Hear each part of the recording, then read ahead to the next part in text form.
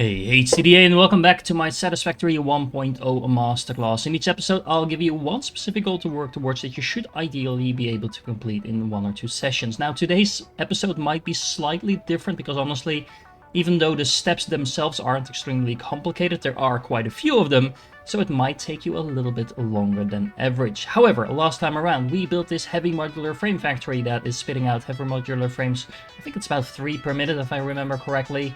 We also built quite a few different factories, all making different parts, and this time around we're going to bring all of that together, including building a few small new ones to completely end phase 4.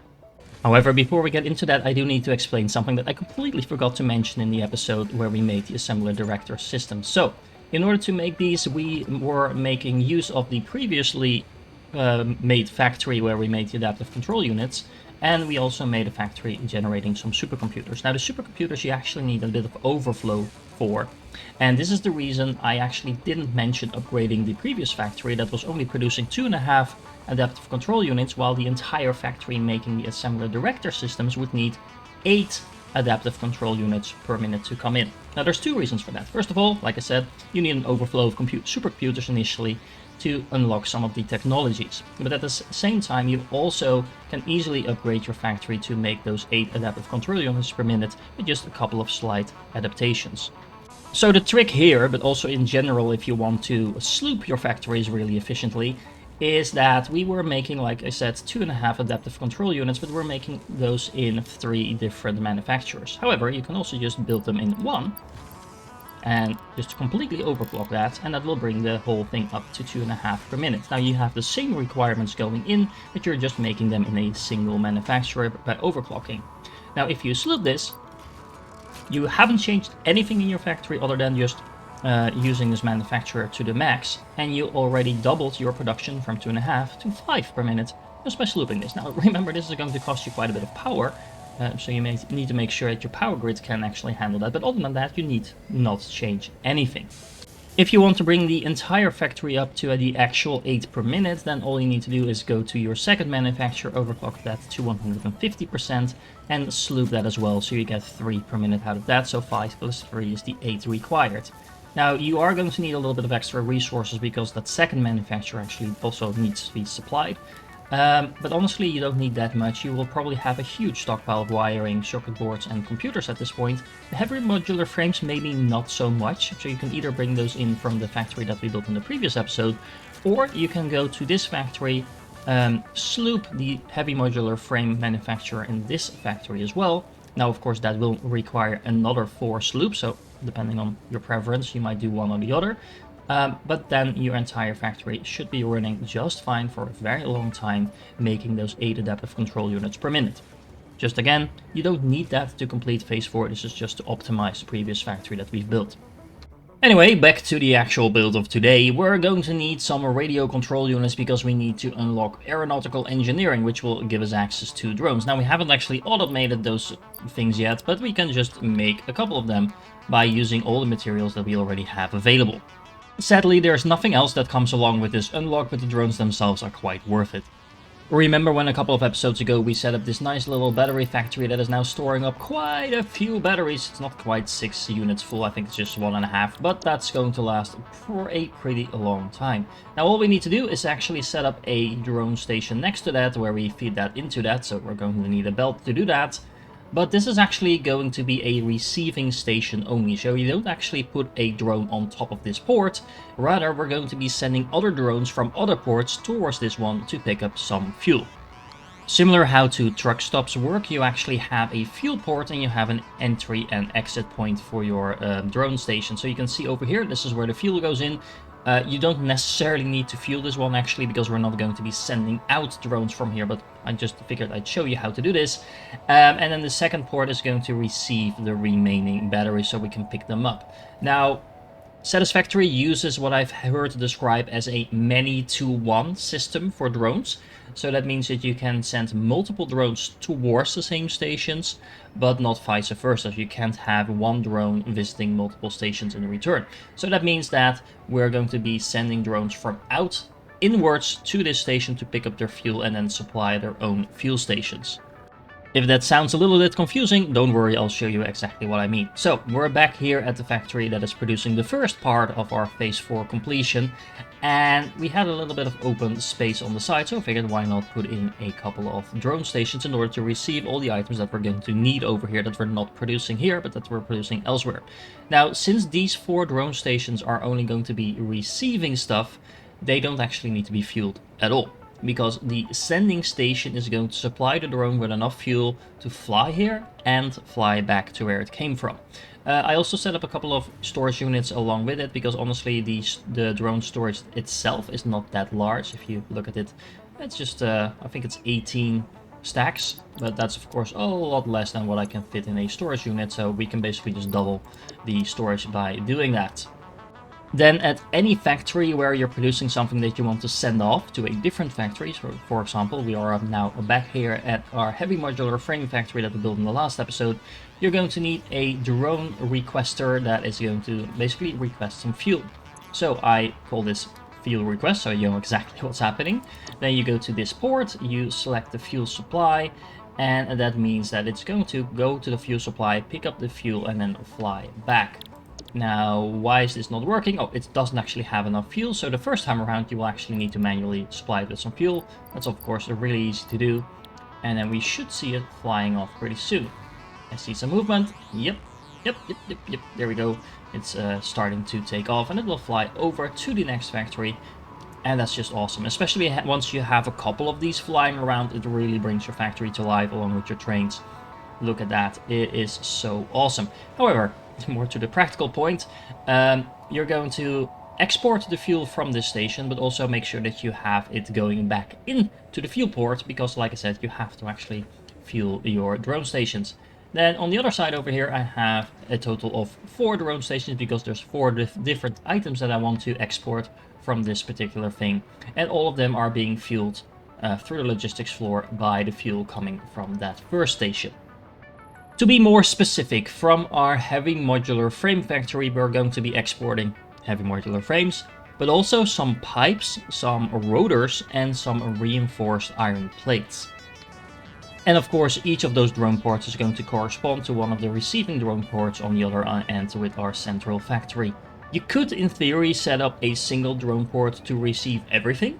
Honestly, you could very well do that, but in that case you need to make sure you set up a system with splitters and mergers and an overflow, so that you can make sure that if you receive more than you need from one item than you actually use in your factory, that all that overflow has somewhere to go, otherwise all the other items will get stuck.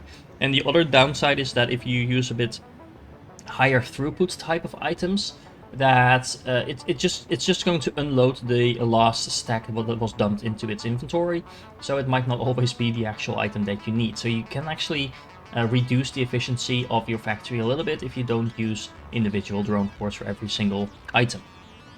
One last thing, I slightly changed my mind on which recipes to use in this particular episode, so we're actually going to need slightly more cables than before. It's just a tiny bit, but what you want to do is find one of your cable constructors in the main factory where we're producing our phase 4 items, and then overclock one more to 150%, and you should have more than you need. Okay, time to bring everything together, and honestly, I showed you in I think 10 episodes ago or something like that you could easily stack blueprints, and then I proceeded to never actually use that. So I figured why not actually expand upon our existing factory quite literally by making a second and maybe even a third floor. I'm not sure yet. In order to complete the second item for phase 2, we're going to need to unlock nuclear power, because that gives us access to the magnetic field generator recipe, as well as the electromagnetic control rod, that's a lot of long words, in order to actually make these things. We actually only need 3 assemblers in order to complete the second item we need for phase 4, and as you can see, I built a second floor. Now, you can easily just stack blueprints like this, like I've shown you before, and I actually built this second floor just outside of the range of these refineries, because they stick out a little bit more than everything else. So I figured why not just make it look not like blocky, but a little bit stacked, more like a pyramid. Now these 3 assemblers are making 3 different items, it's just one assembler each, We have one stator production over here, clocked at 125%, just from the pipes and wire. Then we have the electromagnetic control rod, which is using those stators along with some overflow from the AI limiters. And we only actually need 1.5 per minute, so you can underclock that one. And then, last but not least, we're going to need the versatile frameworks that we are actually making in our initial factory, along with those 1.5 electromagnetic control rods, in order to make the magnetic field generators, and that completes the second part of the phase 4 production already. Just because we have access to drones doesn't mean that we need to start suddenly transporting everything with drones, because the initial factory where we're producing the versatile frameworks is just there, so it's like very close to the factory you already have. So just using a good old belt to get all those phase 3 items in here is going to work just fine. Just put them on the lift and put them in your factory like that. I am not going to go through actually setting up the logistics floor for every single part of this episode, because otherwise this episode would be probably 3 times as long. But in order to stay organized, it's a good habit to have some of your belts on the ceiling, some of the belts on the floor. Like I've said maybe a dozen times by now before, don't worry about it too much if you have some belts clipping through each other, but if you don't want that to happen, that you can still do that on logistics floor. It's just going to be a little bit more work. But either way, just make sure you keep track of what's going where, and you will need to do a lot of things like splitting off certain production, because you're going to need several of the items in several different machines throughout the entire factory. What I do highly recommend that you do is, once you hook up a machine that is producing something new, is that A, you make sure that there's a dimensional depot attached to that, so you actually get some of those in your dimensional storage, but B, sloop it initially. That just doubles the production for free, almost free. You do get some more power usage, of course, and that just speeds up all these low production types of items that are going to take quite a while to actually fill up your dimensional depot, and just slooping them will make sure that you don't stand around waiting for your factory to kick into gear for too long. Alright, so that is 2 items of phase 4 in production, but for the other 2 we're going to need a whole lot more different things. We don't actually need that many machines for all of that, but we are going to need to tie a lot of short ends together. So let's start out with 4 manufacturers, or to be exact, 4.33, so we need to overclock one of them. I think it's this one that I overclocked. Yep, there you go. In order to make some crystal oscillators. This is again something we haven't actually automated before, so make sure you attach a dimensional depot to that. Next up on the list are some motors, and specifically I'm using the rigger motor alternate here that allows us to put rotor stators and crystal oscillators into a machine to make some motors out of that. We're going to need a total of 8 per minute, so we're going to need to overclock this slightly and put this to 8 per minute in order to get what we want. By now you're probably sick of handcrafting these radio control units, so let's automate those as well, since now we also have the oscillators that we need in order to make them under control. And we're going to need 2.4 radio control unit manufacturers in total, so we can make a total of 6 per minute. It's now also time to finally start utilizing all the stuff that we're producing in the aluminum factory, other than for making batteries.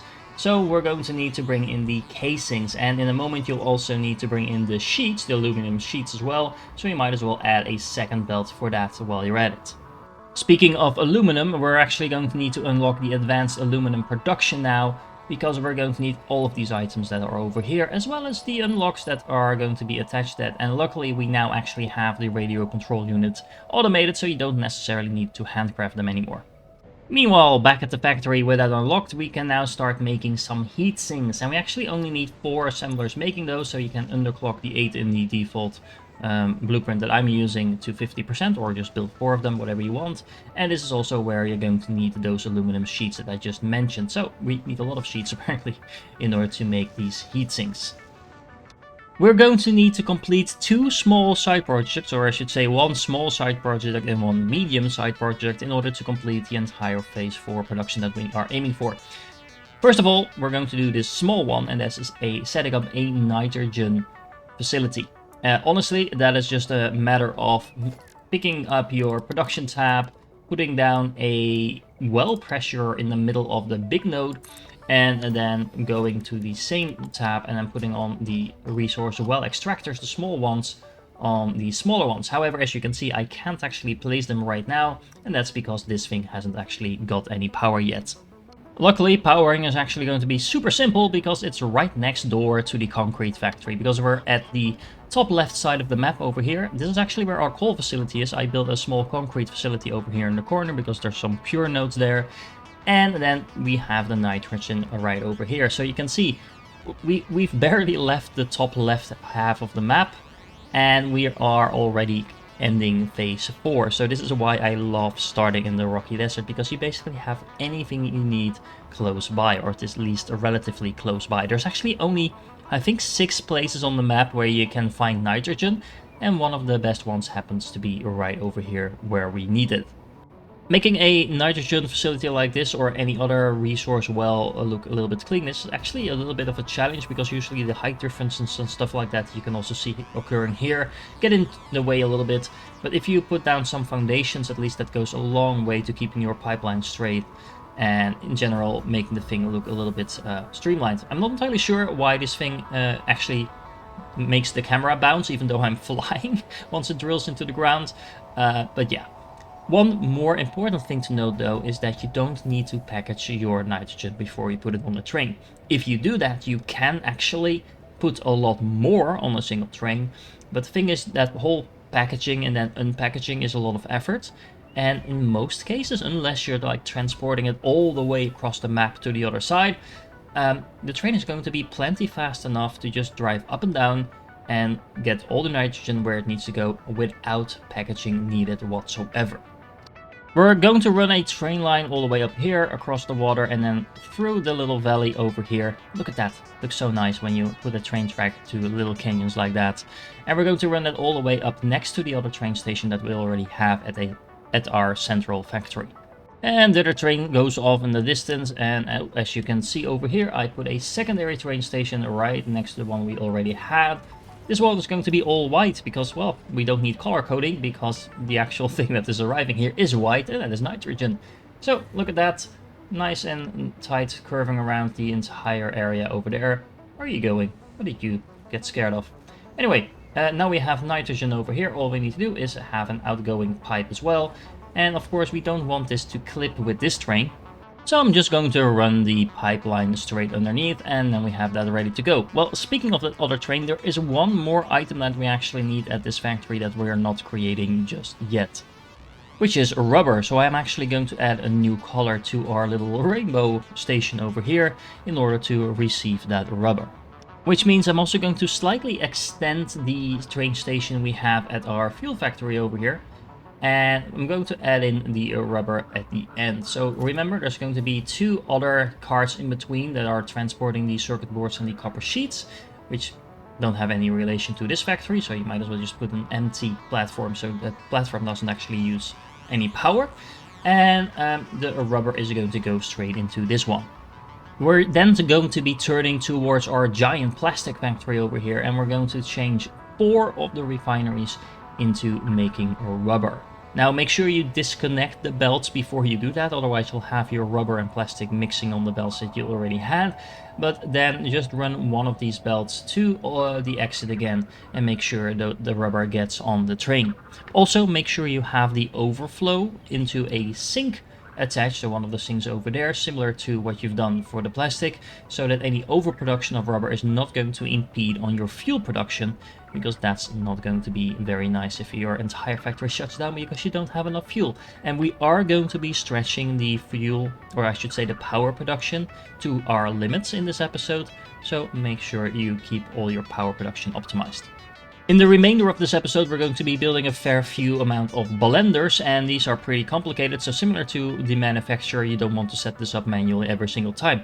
So make a blueprint. As you can see, I made a new blueprint in exactly the same style like I've done before. It's pretty straightforward.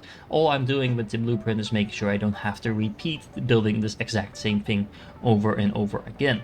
Now, because the blender takes in 2 different liquids, as usual, make sure you feed in the liquids from the top rather than the bottom. That just makes it flow a little bit better. And then you have your logistics floor available to, well, basically do whatever you need in order to get the solid materials in there. Speaking of liquids, we already had a water pipeline going into our main factory for the refineries making all those deuterium ingots, but sadly that one is completely utilized, so we're going to need a new one, and we only actually need a single pump in that one, but yeah, it doesn't fit into the existing pipeline, so we have a new pipeline running towards a factory over here. We are going to be using that water in these two blenders over here in order to make some cooling systems, along with the nitrogen that we just brought in, the rubber that we just brought in, and the heatsink production that we just set up. So everything is now coming together. We're going to need a total of 14 cooling systems per minute, so we're going to need to overclock one of them to 133.33%. But before you actually hook this up, I would recommend that you also set up the two blenders that you're going to need in order to make, hello, can I click this? Yes, in order to make the fused modular frames. You are going to need the heavy modular frames that we're bringing in by drone. You're going to need some more of those aluminum casings that we're bringing in from the other factory, and it's also going to need the nitrogen. So as you can see, that means you can have a nice straight pipeline connecting all of these blenders together, because that's everywhere that nitrogen needs to go. Now, I'm actually wondering, and let me know in the comments, do you guys usually remove any pipelines, for example, that you're not actually using? Because for the fused modular frames, we actually don't need two liquids, so this pipeline is not doing anything. I could remove it. That's a lot of work. Well, it's not a huge amount of work, but it's just adding more work than it needs. Do you guys set up a different blueprint for all the different types of combinations of inputs that you might need? Anyway, just curious, let me know in the comments.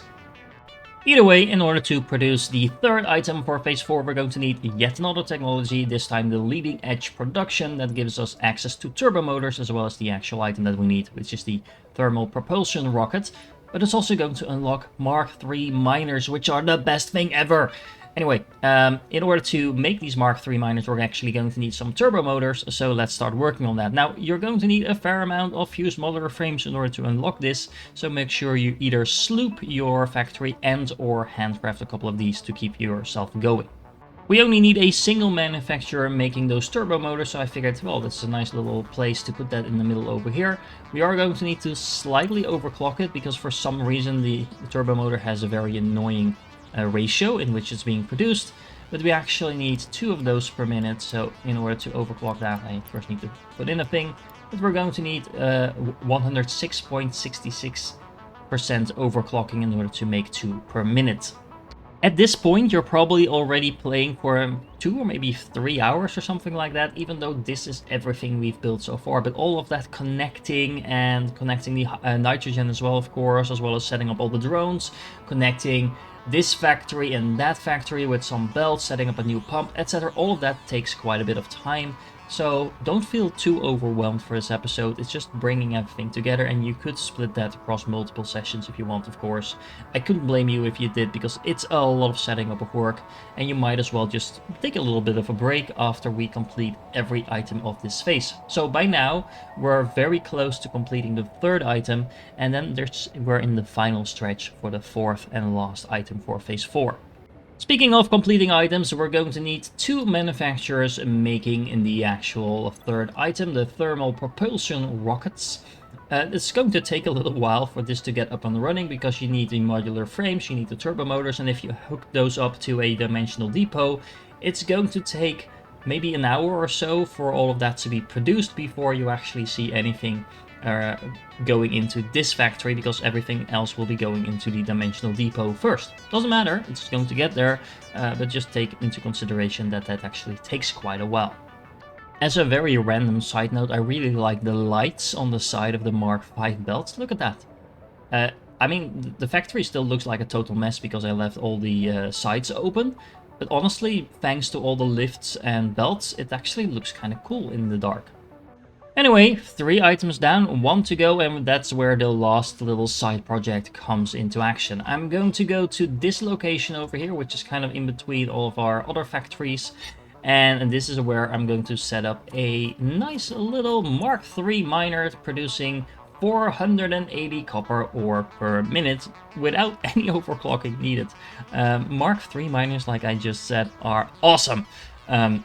You can actually overclock these to 250%, Let me show you, and of course you can do the math yourself, but that's 1200 work per minute from a single pure node machine. That said, we don't actually need all of that, or we only need 480 per minute, so one single pure node will do, and it doesn't necessarily need to be this one. You can build it pretty much anywhere on the map, as long as you have some water nearby as well.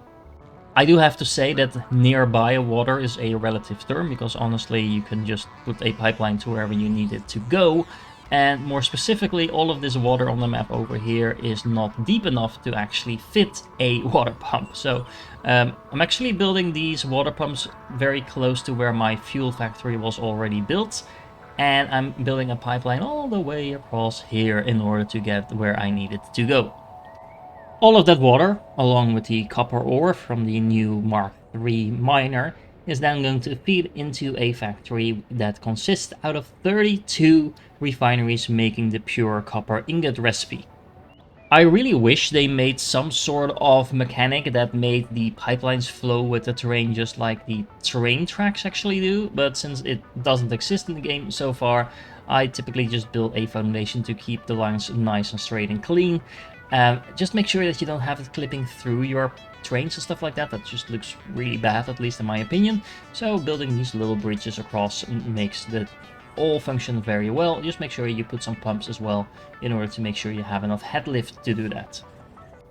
Then, in order to actually make the last item for phase 4, we're going to need to unlock the last technology in tier 8, which is the particle enrichment. That's going to allow us to create some copper powder, which we can then use along with the pressure conversion cubes to make the pasta in a particle accelerator. You can pretty much ignore all the stuff here on the top, but the bottom 4 things is what we need. You're going to need a fair few of these fused modular frames as well as the turbo motors for those, but you should have those already from the production we just set up. Then back at the 32 refineries making the copper, we can then feed those into 4 constructors making copper powder. So each line of 16 that I have over here is feeding into 2 constructors each. You can now clean this factory up already, because this is everything we're going to be doing over here, and add a drone station to that, so we have a way to export these things elsewhere. You either need to put a secondary drone port here in order to request the fuel, or you can do that at the main station, which is what I'm going to do. We're just a few buildings away from completing phase 4 now, and like I said, you need either a drone station at the copper location or a secondary drone station here, and I decided to go for the last thing. So I have one drone station over here requesting fuel from right over there, so a belt could also suffice, but anyway, I'm doing that with a drone just because I can and because it looks nice and symmetric. And then over here we have a second station requester that copper powder from the facility that we just constructed. And in case you were wondering, yes, this is actually a 3rd story, because why not? We have plenty of space to build upwards, and we can that way bring everything nicely together. You have a little bit more room to work around with your logistics floor as well. Yeah, so I figured why not do it like this, especially considering we had to use a couple of more drone cores. I didn't want to fit them here on the side, so I figured why not just put them right on top, making a nice little layered structure like we have over here. So we have the train station, then we have a 1st floor, we have a 2nd floor, and a 3rd floor. Look at that. We then need only a single assembler making the new cubes that we just unlocked over here. We're going to need those fused modular frames that we just started constructing, as well as the remaining radio control units. And this should start working pretty well. Again, just make sure you salute this in order to get things going if you want. But actually, we're going to be using these straight away, because this brings us to the last building we're going to need in order to complete phase 4, and that is the particle accelerator. Now, we're technically going to need 2 of these, and I decided to just build a single one and overclock it to 200%, mostly because I wanted to make this the centerpiece of this facility, and that works a lot better if you just have one of them. But if you want to be a little bit more conservative on your power usage, you should definitely be building 2. Because these particle accelerators take up a massive amount of power. It's going to be alternating between 1250 and almost 400 megawatts. And that is mostly because I'm overclocking this, because normally this is going to run between, I think, 500 and 1500. So, before you hook this up, double check your power. Because right now you will see that you're around about 23,000 consumption, even though we're producing less than that, so about 21,000 megawatts. You should still be fine. Typically your entire factory is not running all at the same time, and this is also partially because I'm overclocking the particle accelerator, which is just consuming like almost 1,000 megawatts additional, even though I don't need to do that. And B, I'm also slooping several manufacturers, which is also a very power hungry thing to do. If I wouldn't be doing that, we should be more or less in line with the actual capacity of our power system. Either way, just make sure you double check this, and it also means that if you continue onwards from this point onwards, you definitely are going to need to add in some power production as well. However, this does prove my point that I made in a couple of episodes ago when we set up the fuel generator facility, that you don't need to be building hundreds of fuel generators until you actually need them. And a lot of people were asking me why I didn't use the rocket fuel and things like that in order to make a massive field of generators, and this is exactly why, mostly because, well, you don't actually need to do that, at least not until the very end of the game. Anyway, time to completely round up the facility, make it look nice and clean, and I do really like how this particular facility turned out. Look at that, look at that. We have the other facilities close by as well, so it really looks like we've been doing an awesome job in this particular territory. We have the small fuel factory over there, we have the initial factory here, the aluminum you just saw, we have the circuit boards and heavy modular frames over there. Yeah, I'm really liking how this turned out. One last thing I want to note is that I typically at this point, and you can actually do this from the start of the game, is setting up a storage setup with a similar construction like I had with the mall, with the overflow going into a sink, but just storing the phase 4 items in a container rather than feeding them straight into the elevator. You can just pick them up like this and then go to the elevator and then just dump them in like that. That works just fine, so there's no reason to actually manually feed the elevator. And by doing it like this, you make sure that you don't have too many items stuck on a belt or anything like that. Syncing these items is going to give you a massive amount of coupons, and you also want to, at this point, start thinking about maybe achievements, if that is something you care about, because you do actually need a lot of coupons in order to get some items from the shop that are going to get you specific achievements. With phase 4 completed, that means that you're now way ahead of where most people ever get when playing this game, and that is not a small feat at all. So, if you're still here, you are awesome, and I do hope to catch you in the next one, where we're going to be continuing on to phase 5 and finally completing the entire game.